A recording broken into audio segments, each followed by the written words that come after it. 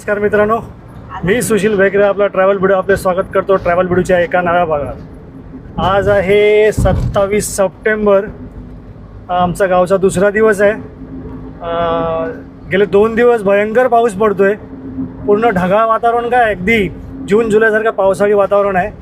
आत्ता थोडासा दुपारच्या वेळेला, आता जेवणानंतर 2 वाजता पाऊस कमी झाला आहे. तर म्हटलं जरासा आजूबाजूला चिपळूणचा परिसर किंवा मंदिर आपण थोडंसं एक्सप्लोर करूया. तर आता आम्ही दुपारी 2 वाजता निघालो आहे चोरवणेच्या श्री रामवर्धायनी मंदिर बघायला. तर मग चला, या प्रवासात आमच्यासोबत राहा, कुठेही जाऊ नका. तर आमच्यासोबत आहेत आता आमच्या मिसेसला तुम्ही ओळखता, राशी. आणि नवीन मेंबर म्हणजे माझी चुलत बहीण आहे सोनी. आपण बदलापूरहून जेव्हा आपण गावाला आलो तेव्हा मयूर होता, तर मयूरची सख्खी बहीण आहे. काकी आहेत आमची, मयूरची आई आहे. आणि सोनीचे यजमान म्हणजे माझ्यापेक्षा लहान आहेत, म्हणजे मी त्यांना काय जिजाजी म्हणणार नाही, यतीन आहेत.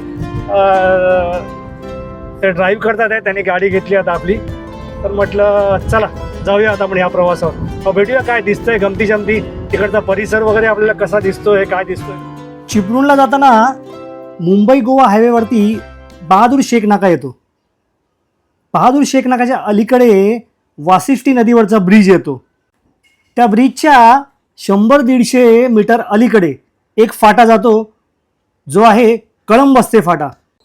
याच फाट्यावर डावीकडे वळून चोरवणे गावाला आपल्याला जाता येते. या फाट्यापासून ते चोरवणेच्या मंदिरापर्यंतचं अंतर आहे 30 किलोमीटर. आणि गुगलवर वेळ दाखवतो 1 तास 5 मिनटं ते 1 तास 15 मिनटं. रस्ता अतिशय खराब आहे बघा. कोकणातल्या एकदम आतल्या गावातले रस्ते बघा किती खराब आहेत. पण कोकणातला माणूस समाधानी आपला, काय का असे ना, आपला खाऊन पिऊन सुखी आहे. हे बघा, आता 16 किलोमीटरसाठी 35 मिनटं दाखवतात आहे, जवळजवळ डबल टाईम. रस्ता चांगला असता तर 16 मिनटात 16 किलोमीटर जाऊ शकतो 60च्या स्पीडनी. 100च्या स्पीडनी गेलं तर 10 मिनटातच 16 किलोमीटर होतील. म्हणून मुद्दामून तुम्हाला दाखवायला ते जरा खराब रस्ता आहे दाखव. रस्ते वाहून गेलेत वाटतं पावसात सगळे. हां, रस्त्याचं सोडा, पण निसर्ग बघायला ना तर निसर्ग एक नंबर. आजूबाजूला सगळे डोंगर आहेत. आता इथे एवढी झाडी आहे ना, तर डोंगरच दिसत नाही आजूबाजूची. पूर्ण जंगल आहे, एकदम रॉ कोकण आहे एकदम.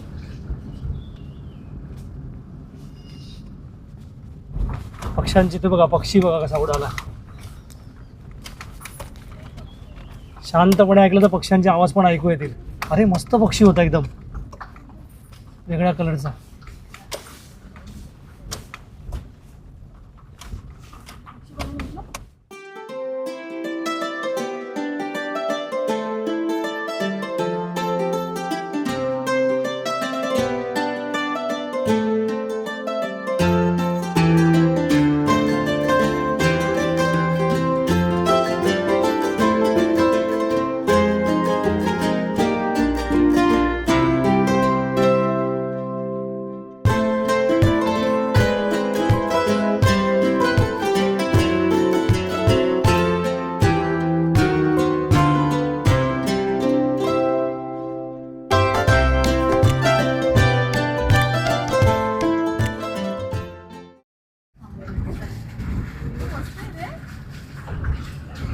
थांबायला म्हणजे हे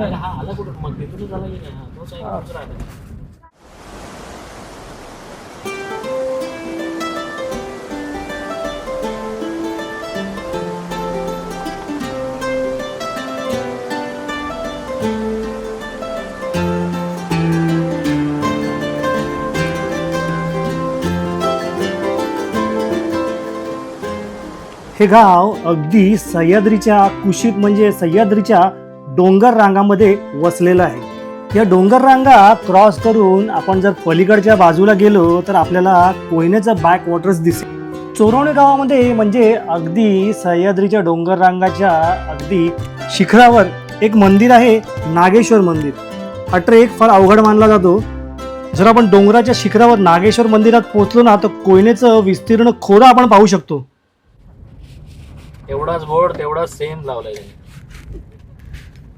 ब्रिज नदी बघा काय खळखळलेलं सफेद पाणी दिसतंय बघा, फेसाळ एकदम. इथे ना तिकडे तो खाली चर आहे बघा एकदम त्या नदीचा.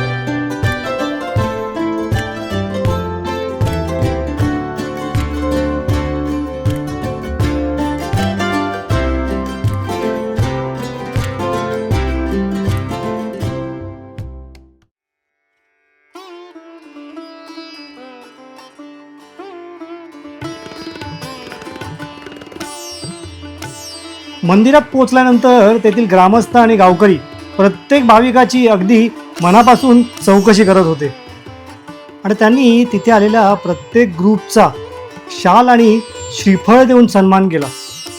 आता ही काही पुरातन नाणी त्यांनी मंदिरात डिस्प्लेमध्ये लावलेली आहेत.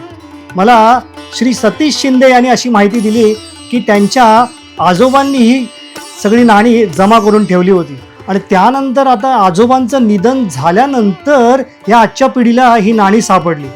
मग त्यांनी ती मंदिरामध्ये डिस्प्लेसाठी ठेवण्याचा निर्णय घेतला. सगळ्या नाण्यांचा वेगवेगळा फोटो काढलेला आहे आणि त्याच्या खाली माहिती पण दिलेली आहे, ती तुम्ही पॉज करून वाचू शकता. आता हा ठसा आहे, त्यावर क्लिअर लिहिलेलं आहे श्री रामवरदायिनी देवी. आता हा स्टॅम्प आहे 1600 सालचा, म्हणजे छत्रपती शिवाजी महाराजांच्या जन्मा अगोदरचा. ही राजमुद्रा आहे ना, तर राजमुद्रेबद्दल तुम्ही काय सांगाल? राजमुद्रेबद्दल जर सांगायचं झालं, राजमुद्रा ही आमची शिंद्यांची आहे आणि ही आज जी या भिंतीवर कोरलेली दिसते ही राजमुद्रा आमच्याकडे सोन्याची आहे. त्यावेळेला आम्ही मूळचे कर्नाटक बॉर्डरचे गुलबर्ग्याचे अल्लाउद्दीन बादशाहने आम्हाला इथे स्थलांतरित केलं. स्थलांतरित केल्यानंतर आम्ही इथे आलो. आम्हाला इथे येऊन साधारण 1300 वर्ष झालेली आहेत. 1300 वर्ष. हे मंदिर जे आता रामवर्धनचं आपण बघतोय हे साधारणली 1 किलोमीटर आतमध्ये होतं.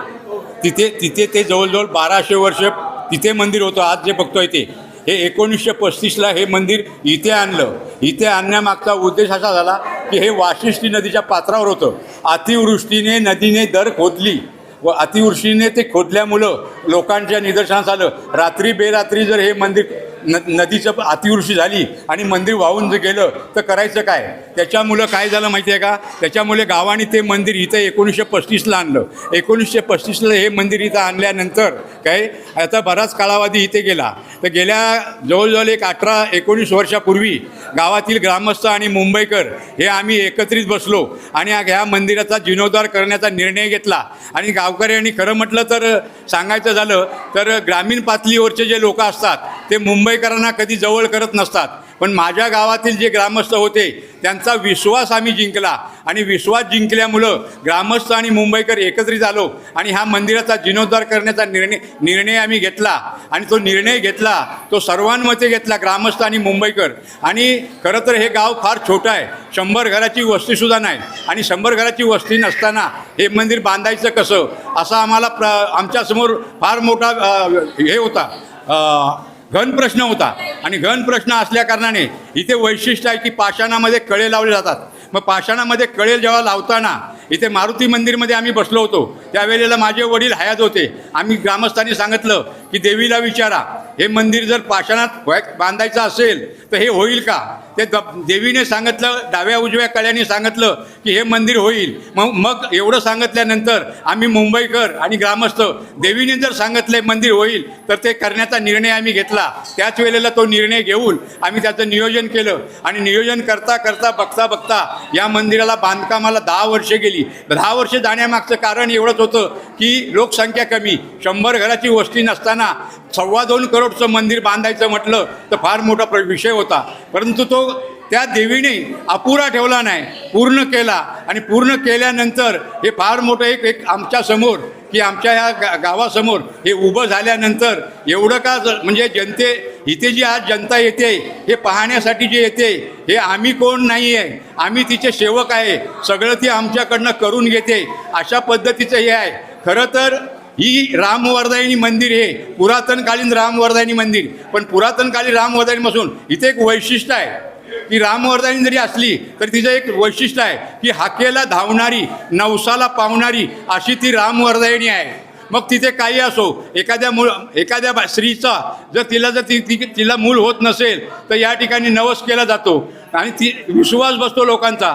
आणि दुसरी गोष्ट, मुलाला नोकरी लागत नाही तरी इथे येऊन नवस करतात, मुलीचं लग्न होत नाही तरी इथे येऊन जातात. वैशिष्ट्य म्हणजे या पट्ट्यामध्ये मग मुंबईमध्ये असो, पुण्यामध्ये असो किंवा आणि कुठे असो, सोनं जर चोरीला गेलं तर इथं लोक येऊन नवस करतात.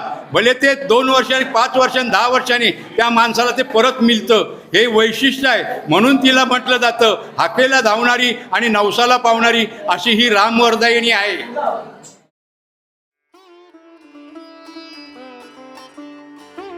महाराष्ट्र राज्य विद्युत मंडळमधून सेवानिवृत्त झालेले श्रीयुत शिंदे यांनी 4 ते 5 मिनिटात अगदी उत्तम माहिती सांगितली.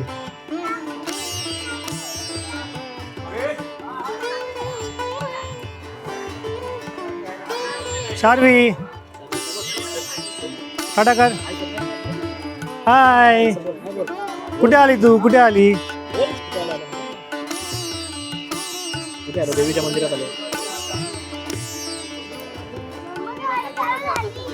श्रीयुत शिंदे असतील किंवा आमच्या नवीन पिढीचे सतीश शिंदे असतील, त्यांनी मला अगदी फोटो घेण्यास किंवा व्हिडिओ काढण्यास उत्तम असे सहकार्य केले. त्याबद्दल त्यांचे मनापासून आभार. या मंदिराचं 2007 साली भूमिपूजन झालं आणि त्याचा 2017मध्ये जीर्णोद्धार पूर्ण झाला. हे मंदिर पूर्णपणे काळ्या दगडातलं असून हे काळे दगड स्पेशली कोल्हापूरहून मागवण्यात आले होते.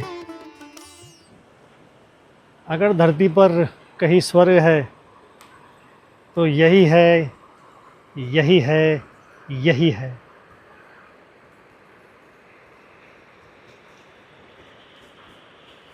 भन्नाट, नो वर्ड्स, शब्द नाही आहेत माझ्याकडे एक्सप्लेन करायला. चारी बाजूने डोंगर आहेत,